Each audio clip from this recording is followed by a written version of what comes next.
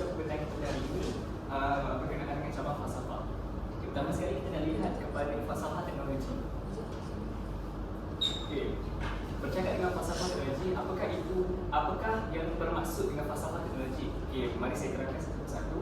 Okey, falsafah teknologi ni dia merujuk kepada pertimbangan dan juga analisis dan refleksi filosofi tentang bagaimana teknologi ini berkembang dan bagaimana teknologi ini memberikan kesan kepada masyarakat dan juga manusia pada masa kini. Teknologi ini sangat-sangat penting kepada kita kerana ia dapat memperkembangkan diri kita sejurus dapat memperkembangkan juga masyarakat dan juga negara tersebut. Okey, seterusnya falsafah teknologi juga dia macam membantu kita untuk memahami peranan teknologi dengan lebih lanjut. Secara spesifik ini dalam kehidupan manusia seharian dan juga dia boleh membantu kita untuk memahami implikasi falsafah dan juga etika perkembangan teknologi. Seterusnya kita nak lihat kepada pandangan barat terhadap teknologi lah. Okey, orang barat ni dia berfikir bahawa teknologi ini sangat beragam dan juga mengalami perubahan seiring waktu dan juga peredaran zaman. Masyarakat barat ni dia memandang bahawa teknologi ini sebagai alat harian, alat penggunaan harian yang digunakan untuk mencapai kemajuan, efisiensi sumber kewangan untuk menjana negara dan juga sumber kewangan untuk menjaga pendapatan sehari individu lah. Okey, seterusnya merujuk pada gambar tersebut, gambar ini merupakan seorang tokoh yang sangat-sangat terkenal iaitu Albert Einstein yang merupakan seorang tokoh fizik terkenal yang mengetengahkan teori relativiti dan kemudiannya mempengaruhi perkembangan teknologi dalam bidang fizik dan juga nuklear. Right. Beliau percaya yang perkembangan teknologi ini dia merupakan salah satu yang sangat penting dalam perkembangan manusia secara khususnya, dan dia juga menyatakan bahawa sifat manusia macam mesti mengatasi teknologi, macam memberi pendapat macam beliau memberi pendapat bahawa kemajuan teknologi juga dapat membawa kemudaratan. Maksudnya kalau ada positif mesti juga ada negatif terhadap teknologi, itu adalah pandangan beliau. Alright, seterusnya teknologi juga dapat macam saya cakap tadi, dia juga dapat membawa kemudaratan dan kita sebagai manusia harus mengambil langkah berjaga-jaga untuk generasi akan datang supaya penggunaan teknologi ini tidak berlaku secara berlebihan. Okey, kalau dah ada perspektif daripada barat, kita juga ada perspektif daripada Islam. Seterusnya.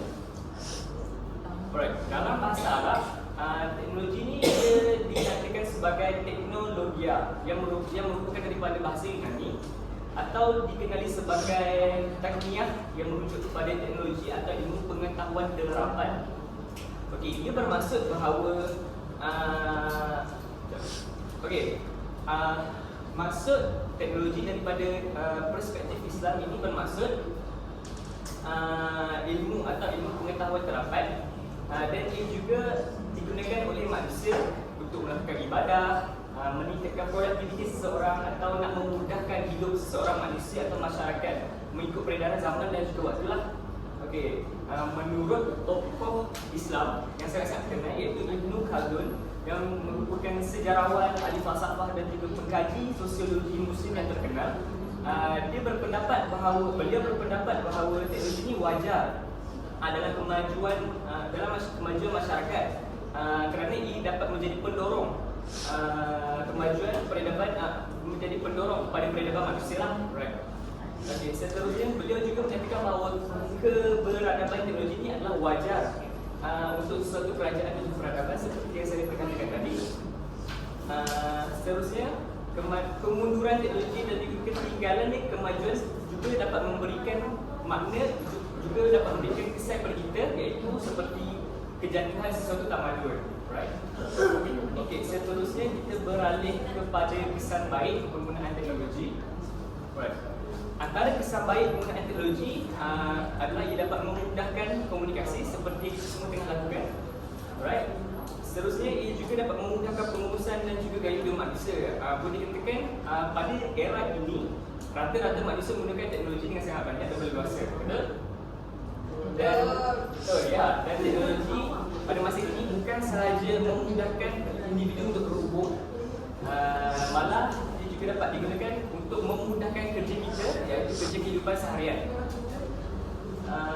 perkembangan teknologi juga didapat meningkatkan produktiviti dalam sektor-sektor lain seperti perubatan, perkilangan pengangkutan dan sebagainya. Seperti kita tahu banyak sektor-sektor di Malaysia ini menggunakan banyak teknologi.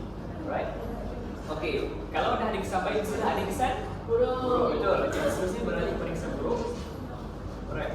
Kesan buruk pula dia menceritakan perkara yang sebaliknya daripada kesan baik, iaitu boleh terjadi serangan privasi di alam maya, iaitu di alam online yang kita perkatakan. Dan isu ini dia bergantung kepada ini akan terjadi apabila kita terlalu bergantung kepada teknologi, seperti kita menyimpan data di telefon dan sebagainya. So hal ini tapi ia akan memudaratkan diri kita, seperti akan berlaku di serangan privasi yang saya perkatakan sebentar tadi. Seterusnya hal ini kerana teknologi dan dunia alam maya merupakan salah satu benda yang sangat baru untuk manusia, untuk kita nak fahamkan ini dengan lebih lanjut. Oleh itu akan terjadi pelbagai eksploitasi yang akan kerap berlaku lah.